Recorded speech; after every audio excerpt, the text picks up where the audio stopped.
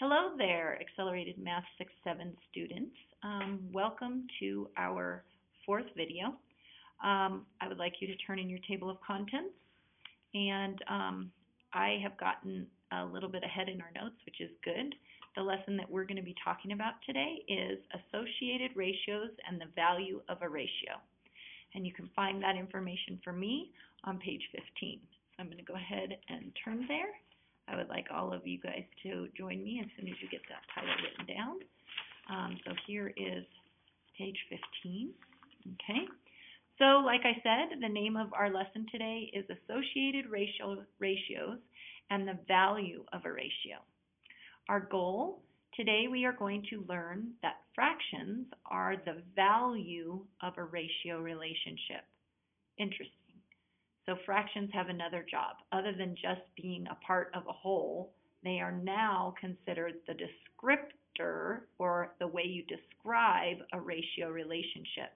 So fractions are the value. So when you're talking about what it's worth, or what it is or what it means, that is the value of the ratio relationship.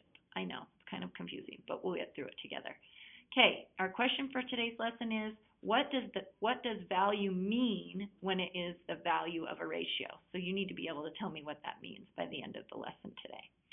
So there's this funny little thing that I like to do. I like to make math very fun and very silly, because when it's fun and silly, then you guys have a tendency to remember a lot more. So I came up with this little land last year to help my sixth graders with this, and we actually call it double dipping. And the reason we call it double dipping is because depending on which land you're in, then the specific thing has two different jobs. That's why it's called double dipping. So in ratio land, fractions only express the value of a ratio, the numerical amount. However, in fraction land, fractions have a numerator and a denominator, and you can add them, and you can subtract them, and you can multiply them, and you can divide them, and you can show pictures of them. And so fractions are very, very, very busy in fraction land. But when you're in ratio land, they only have one job, and their job is to tell you the value of the ratio, and that gives you the numerical amount. And so we're going to go into that today, hopefully getting it settled so that you understand.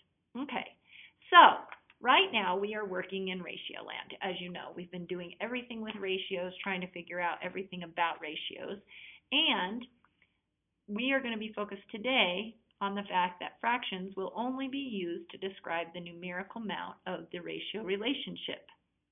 So what I would like you to do is I would like you to take a look at this part, and I'm not trying to hide it, I just want you to focus on the picture for a minute.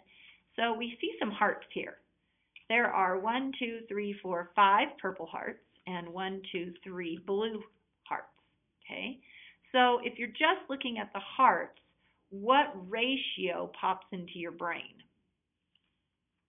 Okay, that's right. We could have purple hearts to blue hearts. That could be the ratio. Okay? Who can tell me what the numerical representation, or the numerical ratio that represents what we see here? Okay, so I see 5 purple hearts to 3 blue hearts. Okay, and hopefully you guys see that too. All right, so again, if we put 5 purple hearts to 3 blue hearts, then what we're going to try to do is we're going to try to figure out the ratio relationship using a fraction to describe it. And so basically what you have to do is you have to pick which one you want to talk about first. So if we want to talk about the purple hearts first, then we would say the purple hearts are, and then you describe what it is. There's 5 to every 3. So we would say the purple hearts are 5/3 the number of blue hearts. And so depending on how you're stating the statement, That's how you determine the fraction that goes with it. If you're talking about the blue hearts first, then you would say the blue hearts are 3/5 of, you could say the number of purple hearts. Do you see how we change those? So it depends on how you're setting it up, okay? So it's 5/3 if you're comparing the purple to the blue, and it's 3/5 if you're comparing the blue to the purple. Do you see how we changed that? Okay, there's also another one, and we could compare them to the total, okay? So we could say that the purple hearts, so you only count the number of purple hearts, the purple hearts are 5/8 of the total number of hearts. Okay? And then we could say the blue hearts are 3/8 of the total number of hearts. So basically what this is doing right here, what this is doing right here, what this is doing right here, and what this right here is, all of those are called the value of the ratio. Because depending on your comparison, this value is telling you how much of the relationship exists. Okay? And it is a fraction, so you read it just like a fraction. 5/3, 3/5, 5/8, 3/8. Okay, if you were to swap it around and do the total number of hearts is 8/5 of the purple hearts. Okay, and vice versa, the total number of hearts is 8/3 of the blue hearts. I'm hoping that you all are seeing the pattern and you're starting to understand what the value of a ratio is. Okay?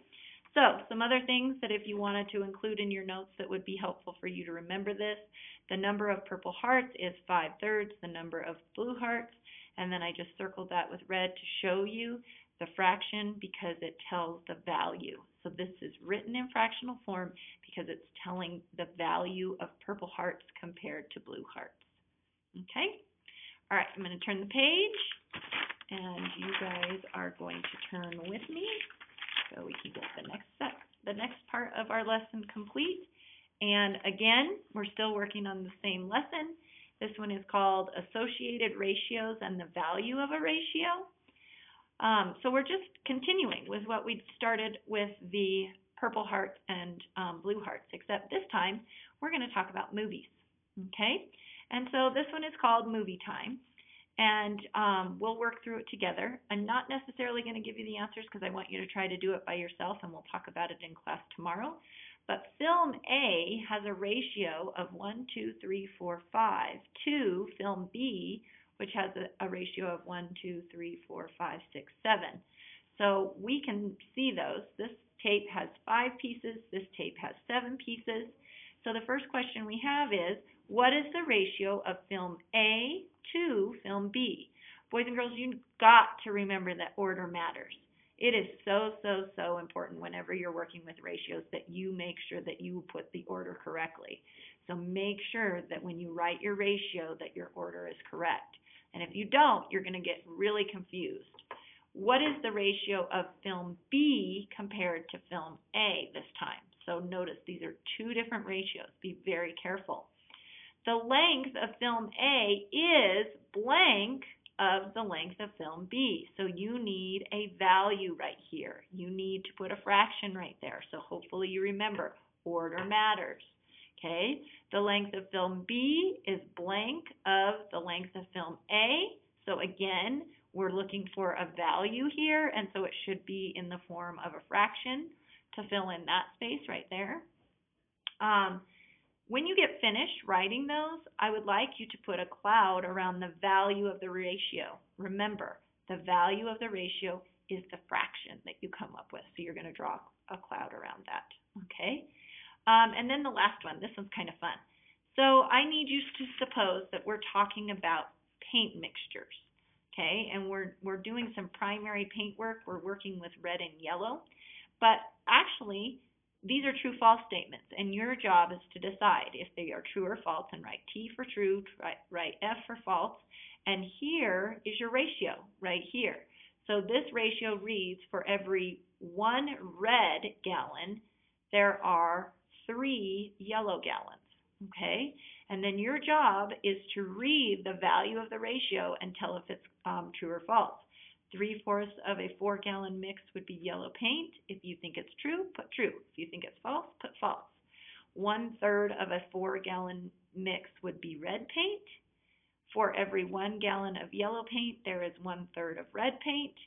For every 2 gallons of red paint, there are 6 gallons of yellow paint. Your job, depending on this ratio right here and the values of the ratio, you need to decide if they are true or false statements. Okay? So I'm hoping that you're feeling pretty comfortable with the value of a ratio now. Let's go back to our question of the lesson. What does value mean when it is the value of the ratio? If you can't remember, I think I've stated it several times throughout the video and actually in your notes. Take a look back through and make sure that you answer that question for tomorrow. All right, thank you so much for your hard work. Have a good time figuring out the movie task, and I'll see you all tomorrow. Bye-bye.